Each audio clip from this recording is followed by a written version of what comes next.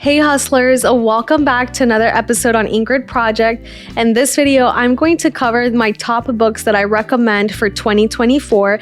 And these are based on themes of some things that I've covered in my season 1, including finances, improving your relationships, and being first gen and overcoming in life, and also a little bit of Stoicism and philosophy.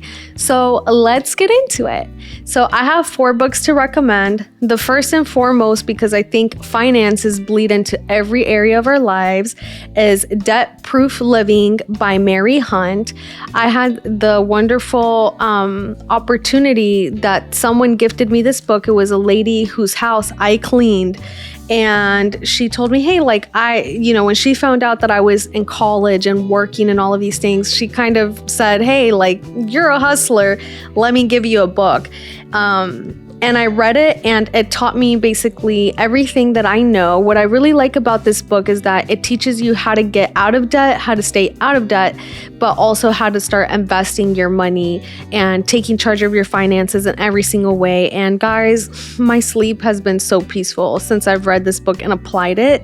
And what I love about this book is that it doesn't assume that you have any financial literacy. It's layman's terms. You can read this book regardless of where you are in your financial journey, versus other books that already assume that you have money to invest and to do things. I kept on getting wonderful book recommendations when I was in college, but I was broke. So I would read the book and think, yeah, this is awesome, but give me 5, give me 7 years first to up my bread. Debt Proof Living is going to meet you exactly where you are in your journey. It doesn't matter whether you work full-time, whether you're a student and you have your first part-time job, and it shows you how to start putting that money to work, whether it's $1 or $2 or so on. And guys, you have to start small to get big. So I highly recommend this book. My friends know that this book is near and dear to me. I give out copies of this book all the time just because it's that amazing. The second book I would like to recommend is Attached. As you've noticed, one of the themes in season 1 is talking about healthy relationships. And one of the books that has really helped me get there is Attached. Now, the book Attached is by Levine, and what he talks about there are the different attachment styles, and it has exercises so you can find out what your attachment style is, what your SO's attachment style is, and if you are single, it shows you what kind of attachment style you should be looking for when you are looking for a partner, when you're dating, to make sure that your needs are met. And in addition to, of course, going to therapy and everything, guys, it's always day one. There's always ways to improve. And what I like about this book is that it's something that I can revisit.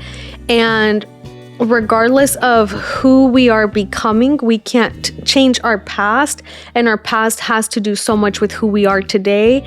And this book really explores that dynamic. And so I'm able to see, I'm thinking this because this happened or that happened, and this is how I can deal with it. So I highly recommend Attached. It doesn't matter if you're in a relationship, if you're dating, if you're intentionally single right now, if you're celibate right now, wherever you are in your journey, this is a great book. My best friend recommended it to me after I was having a tough conversation with her, and I'm so grateful for my support network for always looking out for me. And she told me, girlfriend, you need to read this book. And I started reading it, and so many things just clicked together.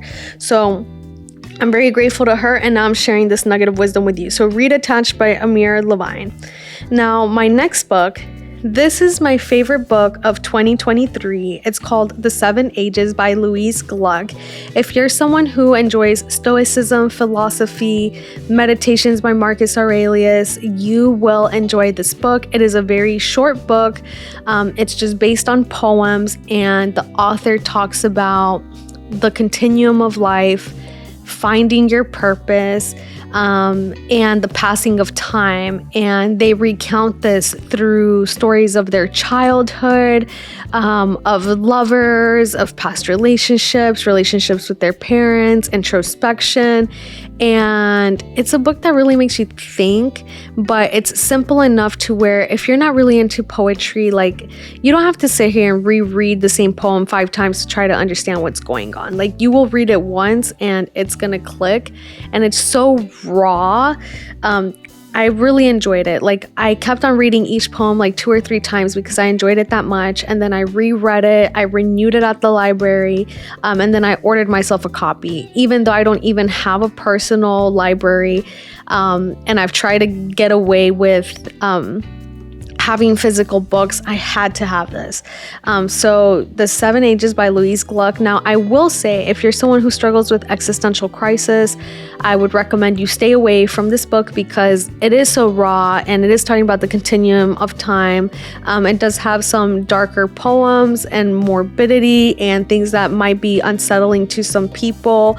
And if you struggle with existential crisis, I think this might not be a good place for you to read. So, but if you're into all of that, The 7 Ages by Louise Gluck, it's a wonderful book. And it actually won an award as well. So awesome book. And the last book I would want to recommend, I read this book 2 years ago. It's called When We Make It by Velasquez. And this book is a fictional novel about a New Yorican girl and her experience growing up in a broken family and overcoming all her struggles of not only like breaking the curses of the broken family, but struggling with a teenage pregnancy, as well as really understanding her identity as a first gen of like her American side, but also her Latinidad and what that meant to her. And it's a beautiful story. I know that the author has based it on some of her experiences growing up in New York. I found it very relatable as a first-gen Latina, and this book actually gave me the inspiration for the medium of my book, which is based in poems. I had been working on my book and struggling to write it as a novel for so long, and I read this book and things really clicked to me. I've always been a poet by heart, and this book showed me that I could relate an entire story through poems, and it completely changed my perspective. And again, this is a book that if you're not into poetry and if it's difficult for you, this is a very easy read. So don't worry about it. It's a beautiful book, and if you care about like Latinidad and you want a read that talks about like our cultura, la raza, and also supporting a Latina author, I think this would be a wonderful addition to your bookcase. So guys, those are the 4 books that I recommend. I hope this is helpful to you. Don't forget to spend some time in your 2024 growing in your mind, your body, and your soul. It doesn't have to be through books. You can get audiobooks. You can listen to podcasts. But make sure that you're always finding ways to challenge yourself, to grow, to challenge your mind, to be creative. And all of that is what enables us to keep on hustling.